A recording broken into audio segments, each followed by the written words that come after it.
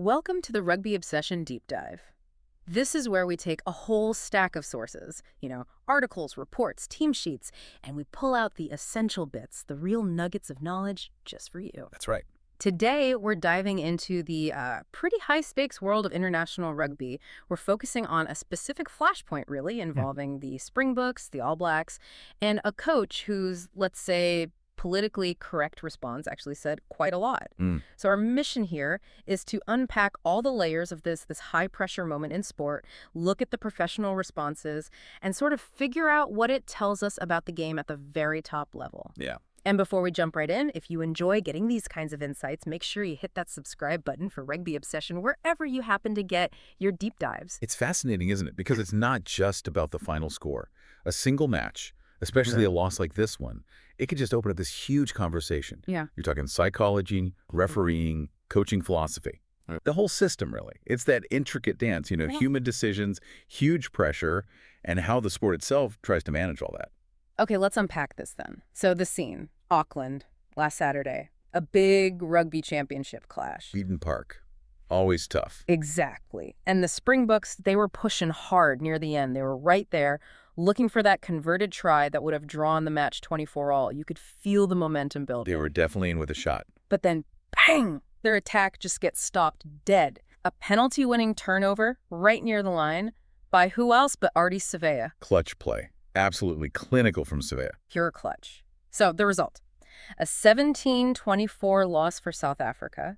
And for the All Blacks, well, it extends that incredible unbeaten run at Eden Park. 51 matches now. 51. It's staggering. That kind of streak, it adds this almost mythical pressure, doesn't it, to every single game there? Oh, absolutely. 51 matches unbeaten, it's more than just home advantage. It becomes this psychological weight. Teams arrive already battling history, battling that aura.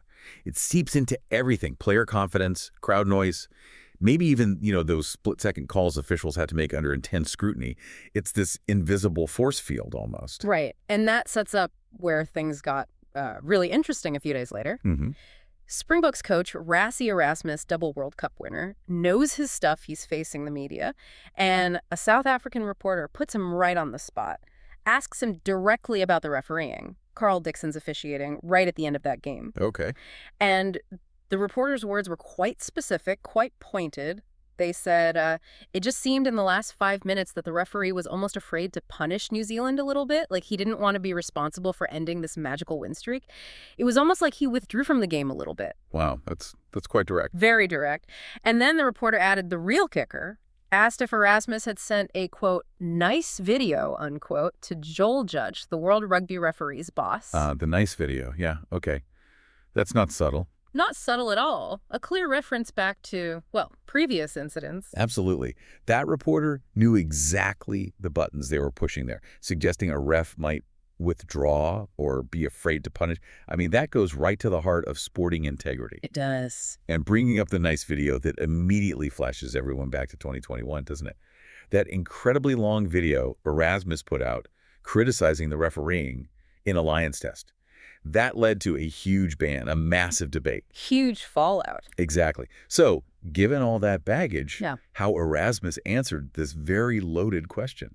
Well, everyone was watching. He was cornered, really. So what did he do? Did he bite? No. He played it very carefully, gave what he himself described as a politically correct answer. Smart move, probably. He focused entirely on the official protocol, the systems that are now in place. He said, since there have been protocols in place since 2022, we are really comfortable with how we can send stuff in, how it's been handled. Okay, so leaning on the process. Exactly.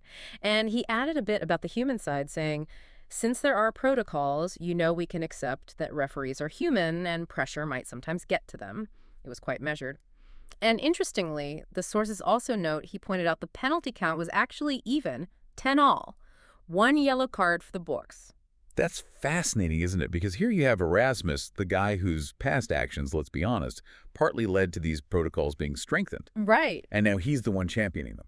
It suggests maybe a kind of maturing in how the sport handles these things. There's now an official, transparent way to give feedback, and it's seen as, well, part of the strategy. Yeah, he specifically mentioned they weren't really there back in 2021. Exactly. Now it's clear.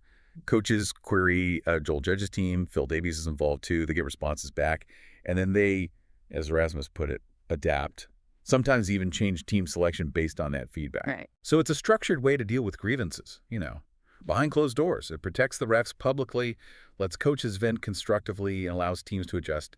It feels much more professional, perhaps? Less about public drama. A definite shift. So, okay. From the protocols and managing pressure off the field, let's look at the on-field response. The Springboks, they're gearing up for the rematch in Wellington.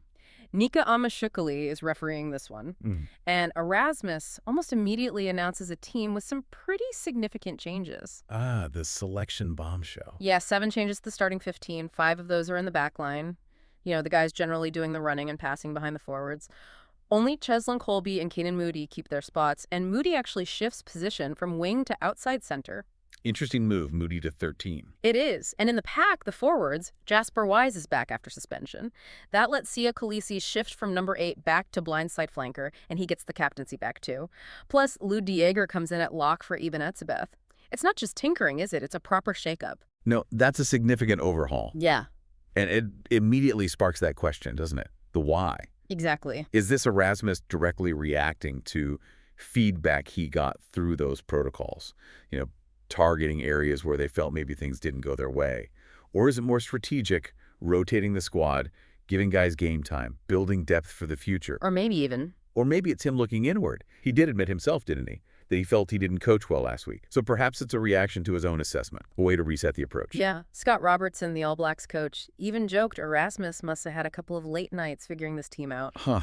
Yeah, definitely got everyone talking. It's that constant chess match at the top level. Every selection sends a ripple.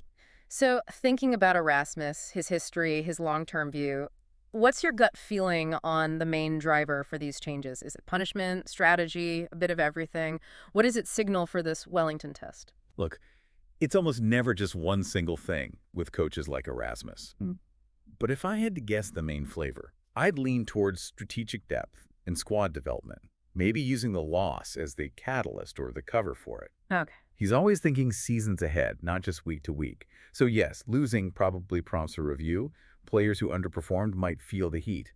But making so many changes suggests he's actively testing combinations, building experience across the board. Like Khaleesi moving position. Exactly. Khaleesi going to blindside isn't just about Khaleesi. It might signal a change in how they want to attack the breakdown, maybe free him up differently. And Moody to center. That's a big call. It suggests they want more pace, more playmaking threat in midfield against that All Blacks defense. Injecting something different.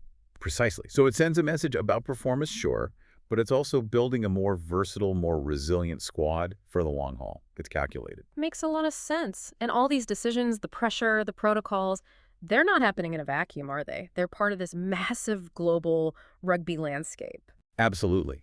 Our sources really paint that picture. You look at the sheer number of top international teams constantly competing. Argentina, Australia, England, Fiji, France, Ireland, Japan, New Zealand, South Africa. The list goes on. And the clubs, too. Yeah, the English Premiership, the URC, Super Rugby. Teams like Saracens, Leinster, the Crusaders. Huge clubs, intense rivalries. Plus the big tournaments, World Cup, Six Nations, Rugby Championship, Lions Tours. It's relentless. The pressure is constant, it's global. Which brings us back to why those clear protocols we talked about are so vital now. Right. With this much competition, this much scrutiny, this much money involved, you need fair, transparent ways to handle officiating, feedback, challenges. It's crucial for the game's integrity and its continued growth worldwide. The sport is always evolving, demanding more from everyone involved. And speaking of evolving discussions, if you're enjoying this kind of deep dive into the strategies and pressures of top-level rugby, make sure you're subscribed to Rugby Obsession. We do this regularly. Definitely worth it. So we'd genuinely love to hear what you think about all this. What really stands out to you when you see how coaches like Erasmus and the officials navigate these incredibly high-pressure situations? Let us know your thoughts. Yeah. Always good to hear different perspectives. It's been a really fascinating look, hasn't it, into that strategic chess game that is top-tier rugby coaching, and how someone like Rassie Erasmus uses, well, professionalism and protocol almost as strategic tools themselves. It really makes you wonder, doesn't it, at this level, how much of the job is managing the players, the tactics on the field, and how much is mastering everything around the game, the rules, the refs, the media narrative, public perception, that whole ecosystem. That's a huge part of it now, Yeah. maybe bigger than ever. Well, that brings us to the end of this Rugby Obsession Deep Dive. Thank you so much for tuning in and listening to the Rugby Obsession Deep Dive. We hope you enjoyed it, and we'll look forward to you listening to our next episode.